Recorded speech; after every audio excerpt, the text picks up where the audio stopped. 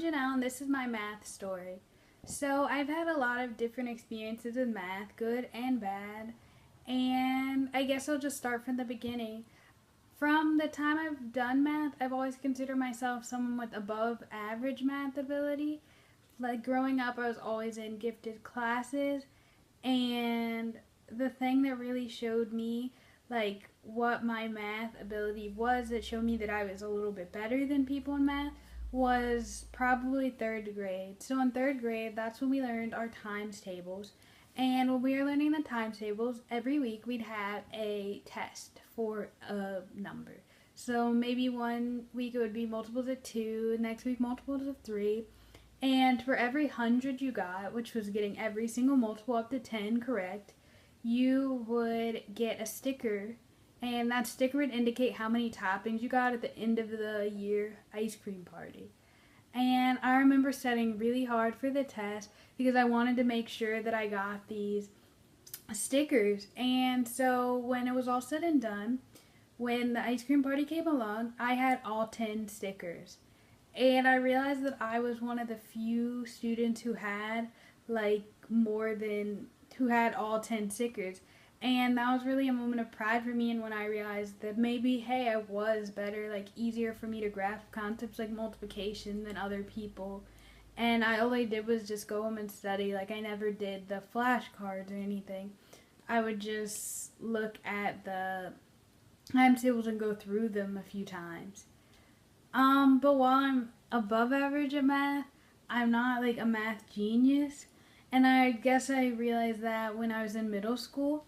In middle school, we took algebra, and in my algebra class, I really was having like a harder time grasping some of the concepts that I felt like some of my classmates were getting. And that's when I realized that maybe math just wasn't like my strongest suit, because I would feel like I was really trying to get these answers and I just wasn't like understanding. But I've had like a lot of different experiences through the math world, and I think that math is really cool because it is something that can be used in real life. And some people, like in school, we always ask like, when will this be used? That's the number one question, is students will ask teachers, when are we going to use this? And honestly, math, I use it so much in my real life, like probably more the primary grades math, and algebra I use a lot. For instance, I really love baking. So a lot of times in baking, I'll have to have stuff, and maybe I don't have a certain measuring spoon or cup, so I'll have to improvise. And through using adding and subtracting, dividing fractions, something we learned when we were pretty young in school, I use that all the time. And also I use calculating algebra all the time at the grocery store. And like I'm really into like saving, so whenever I go to stores, I'll like compare the prices, and like comparing the prices means like I'll divide how much this is per pound, or divide like ounces, and look like per apple, is this really a good deal?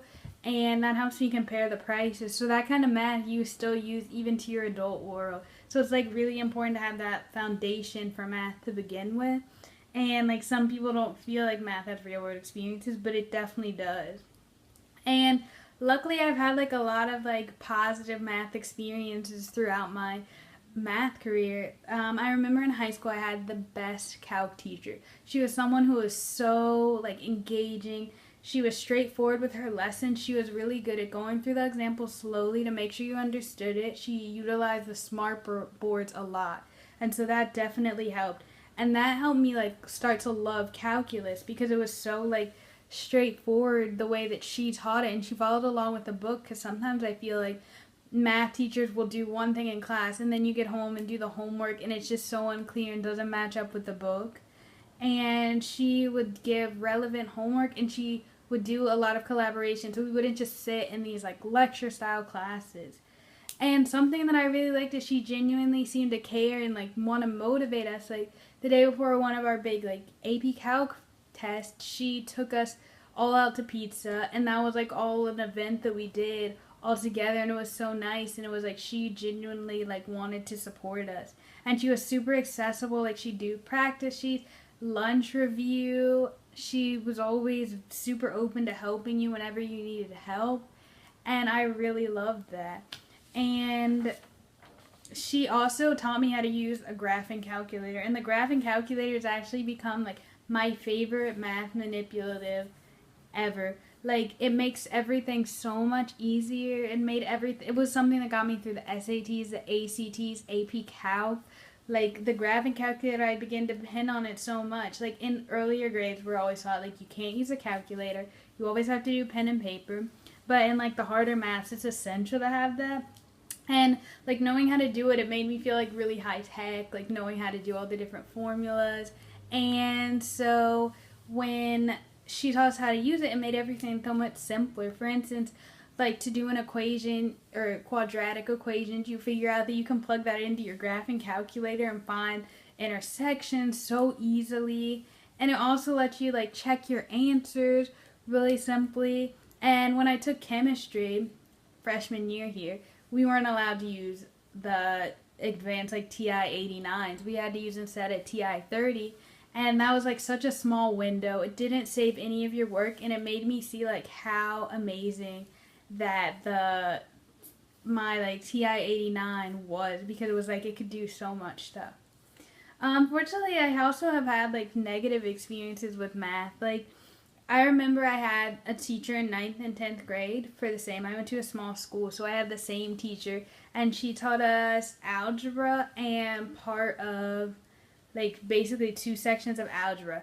And I remember, like, really struggling in our class because she was really unclear with the expectations. We would do, like, it never seemed like there was an organized plan.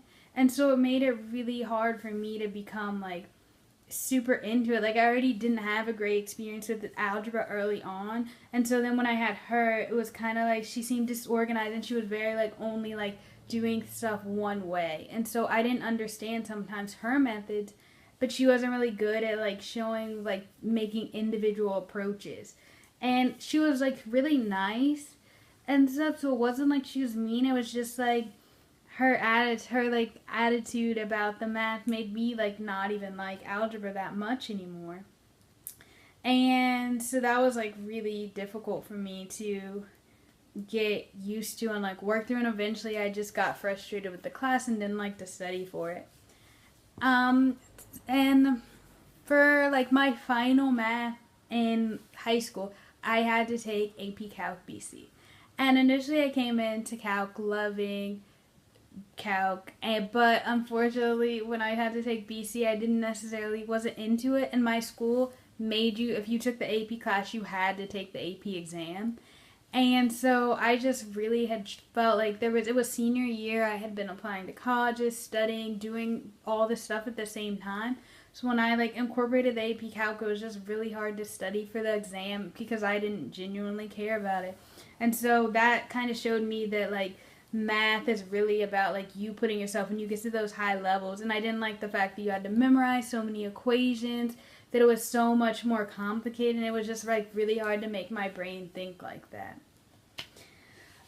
Basically, as a future teacher with all my experiences, I want to make sure that I use a lot of examples and a lot of models. Like, I'm a very visual person, so I love when you can, like, see what you're doing, and that also works into, like, making relevant word problems, interesting word problems. Like, the best word problems are always the ones where you saw your friends' names or they were about interesting topics. And I also love group work. And something I want to incorporate is definitely whiteboards. Like, we used to all get so excited when we could use the whiteboards in school. Like, I loved that. So that was so cool. And so I definitely want to bring that to my classroom because it makes it so you can see where students are, but they also have fun, like, writing on the board, and it makes them show their work.